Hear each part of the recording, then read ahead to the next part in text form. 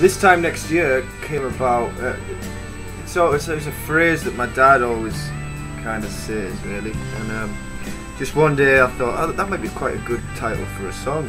So, you know, I just sort of sat down and I just started writing this sort of, you know, it was more like a sort of, you know, everything's going to be alright, you know, might have had a rough year or whatever, you know, but everything's going to be fine, you know, just wait till this time next year.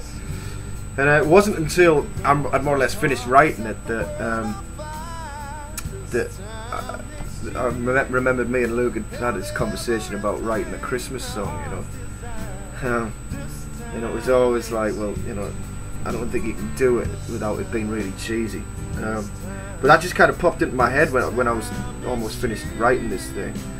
And I thought, oh, well, this could be more, you know, this could be almost like a New Year's Eve song, you know, something that you would sing in the pub on New Year's Eve with your friends and stuff. And it was at that point that I put in the sort of, you know, reminiscing in the late December frost, you know, to kind of paint that picture, really. So that's, you know, I showed it to Luke, and he came up with he wrote the middle eight and also the guitar instrumental section.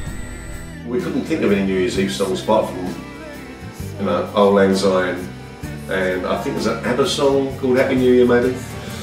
So we just thought, well, let's kind of pursue it along that angle. And the instrumental section, I think, was me really wanting to kind of pay tribute to all those fantastic 70s records like Wizard with the saxophone. So we kind of approximated that itch.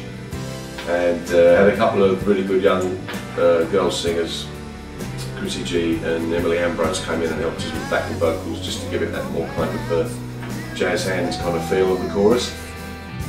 But I suppose the greater point of it is quite serious in that, you know, you can't do anything about the past. You have to move on. You have to look forward, and things will get better. And but it's a good time song, and it's really a good time, guys. Lilies is quite a dark song, despite being dressed up and disguised as almost like a gentle love song. It's quite self-destructive in its outlook. Lilies is, I think, it's just a beautiful piece of music.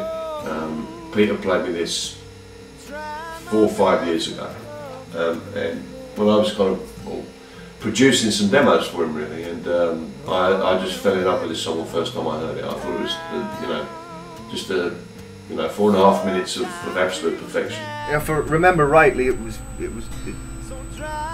written very quickly. It kind of just fell out onto the page. I really love Luke's solo on it. The tone of his guitar is lovely on that. Yeah, it's a really cool song to sing to. It's slightly enigmatic lyrically, which I sort of like. I wasn't kind of really sure what the song was about initially, but it doesn't really matter. It has a feel. It's to me, it's a kind of, it's a summer day. You're out there in the meadow somewhere. The wind's blowing in your hair. It's like a bit of a Timotei advert, doesn't it? But no, it's a beautiful piece of music, and I think it showcases what great singer Pete is. The space between us is quite dark as well, but also quite uplifting in its own way. Really love the mood and the feel to this song. You know, the guitar riff is in there, you know, an odd tuning. It has one of Pete's kind of peculiar tunings. It's a bloody nightmare to play, I tell you.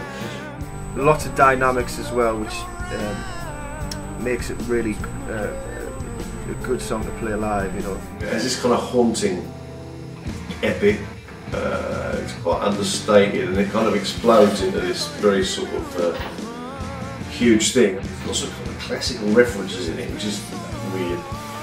There's even a reference to Icarus, and I don't know what, it must have been reading Homer or something the day before. Greek mythology or something, I don't know. But yeah, it's got a largesse about it, which is and yet a brooding quality as well. It kind of goes out, leaving a sort of particular flavour in your mouth, which is kind of what we wanted to create. It's a nice way to close, you know, finish the album. It's a good way to say goodnight.